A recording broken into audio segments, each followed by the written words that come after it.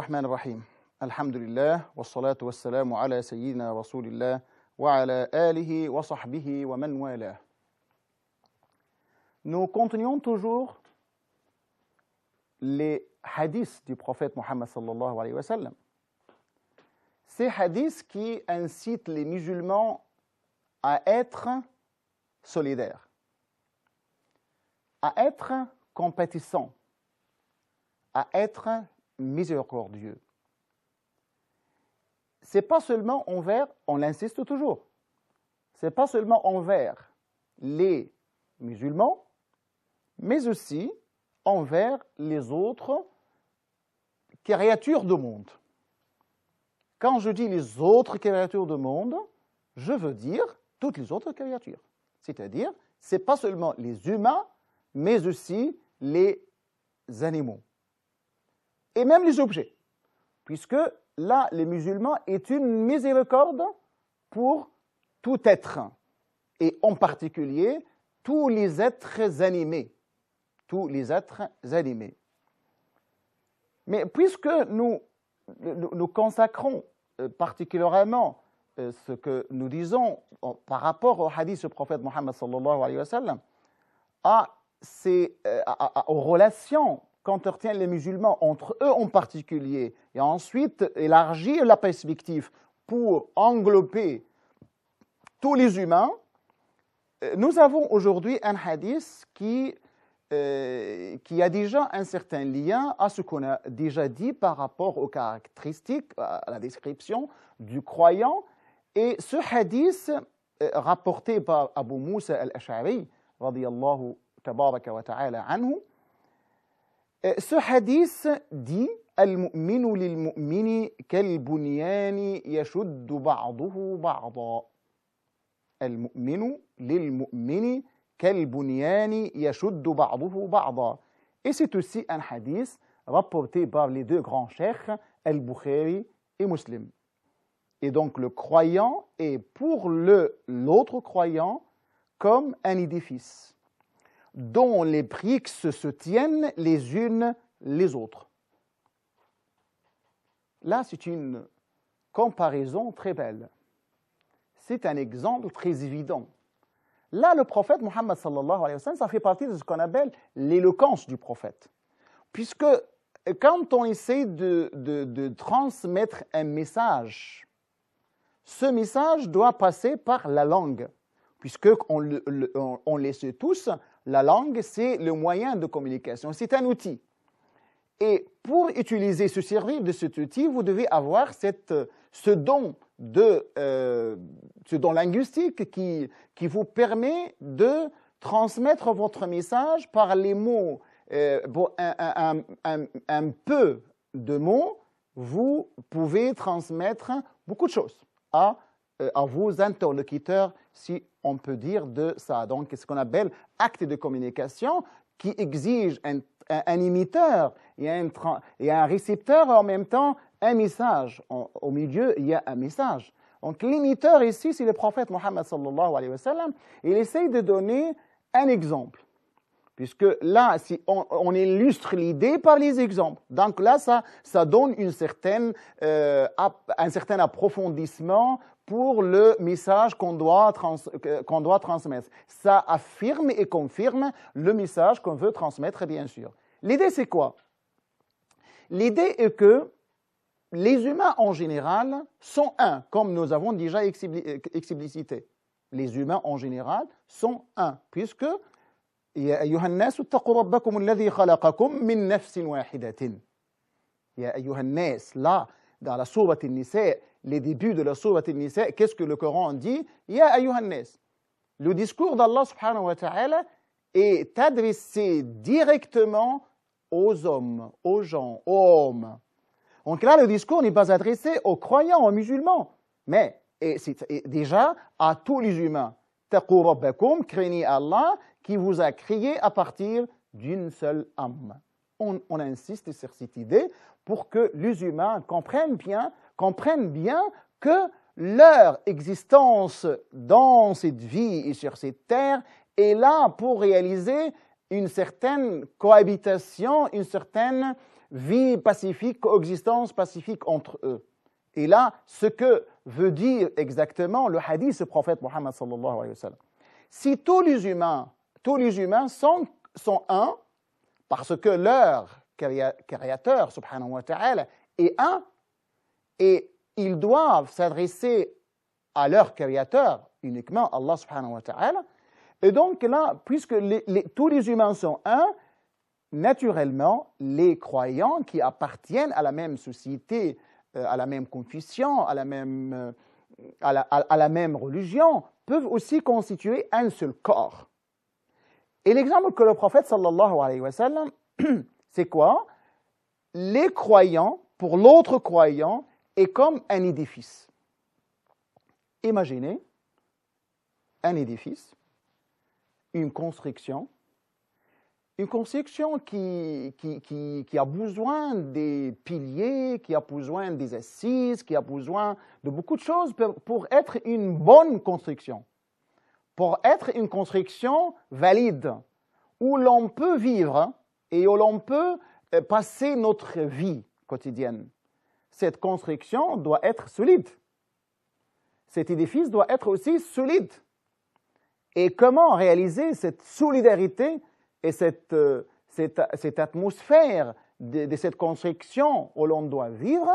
Donc là, cet exemple que le prophète frappe, le croyant est pour le croyant comme un édifice dont les briques, vous avez les briques qui constituent l'édifice, ces briques se tiennent ensemble pour donner constituer enfin une construction solide. Par analogie, les croyants, pour le croyant, pour l'autre croyant, est comme ces biens qui constituent l'édifice. Un autre hadith peut expliciter le sens de ce hadith. Quand le prophète Mohammed sallallahu alayhi wa sallam a dit مثل المؤمنين في توادهم وتراحمهم كمثل الجسد الواحد إذا اشتكى منه عضو تداعى له سائر الجسد بالسهر والحمى. Le sens du hadith, l'exemple de croyants dans leur affection, dans leur compassion réciproque et dans leur sympathie même, comme le corps. Vous avez un corps. Si l'un des membres du corps souffre d'une maladie, d'un certain mal, donc le corps tout entier souffrira. Et là, le résultat, ce corps doit rester éveillé et fiévreux. Là, imaginez ces exemples que le prophète donne. Nous sommes tous comme un seul corps. Si un des membres du corps souffre d'une certaine maladie, bien sûr, le mal doit être souffert par tous les membres du corps.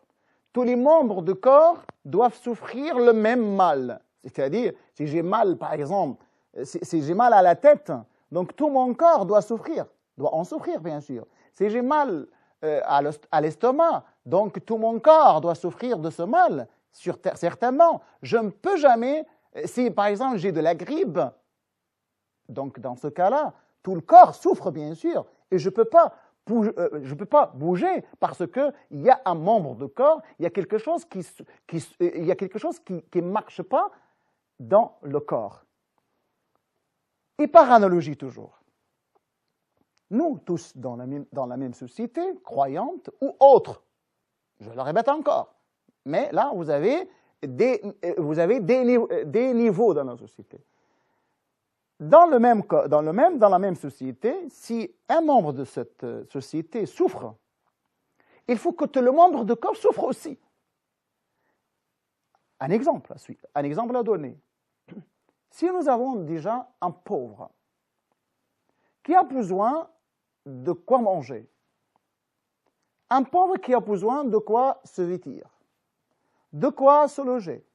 Il est dans le besoin. Quelle est la responsabilité de la société, de tous les membres de la société? Nous parlons d'une responsabilité individuelle, aussi bien individuelle que collective. C'est-à-dire sur le plan individuel, chacun de nous est responsable de remplir aux besoins de cet individu. Et sur le plan de la collectivité, de la société, les associations de la société, ce qu'on appelle les sociétés civiles, ou bien même l'État, même le monde tout entier, on le voit tous dans les sociétés civiles qui se trouvent dans les organisations civiles qui se trouvent dans tout le monde et qui sont toujours au secours des pauvres et des nécessiteux et de ceux qui sont dans le besoin, qui sont affamés, qui ont besoin de quoi manger. Donc là, si on est là, nous devons être solidaires. Donc ça fait naître un tel sentiment de solidarité né dans la société pour que l'un et l'autre vivent dans la société d'une manière convenable et d'une manière heureuse. Pour que tout le monde sente le bonheur, pour que tout le monde éprouve le plaisir dans la société, éprouve qu'ils sont là et qu'ils ne sont pas des parias dans la société.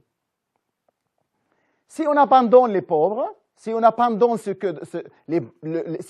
qui sont dans le besoin, quel sera le sort de ceux qui sont en marge de la société et que dont la société, ou bien que la société laisse à côté, les néglige et les abandonne et ne fait pas attention à leur présence, à leur existence et à leur souffrance. Le hadith du prophète Muhammad sallallahu alayhi wa sallam vient dans son contexte pour dire, voilà, nous sommes tous dans la société et nous sommes tous dans la même communauté comme un seul corps.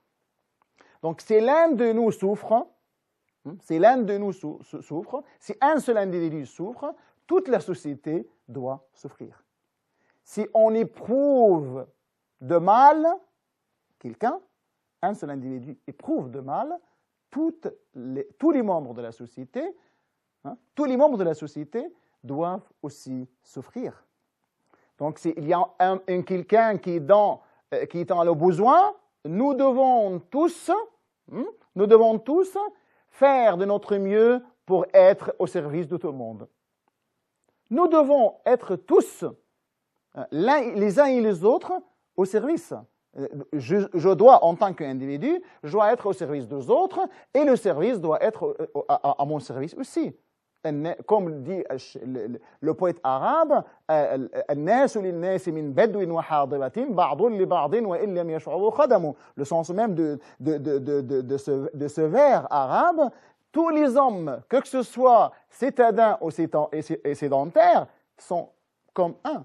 Ils sont toujours dans le besoin les uns des autres.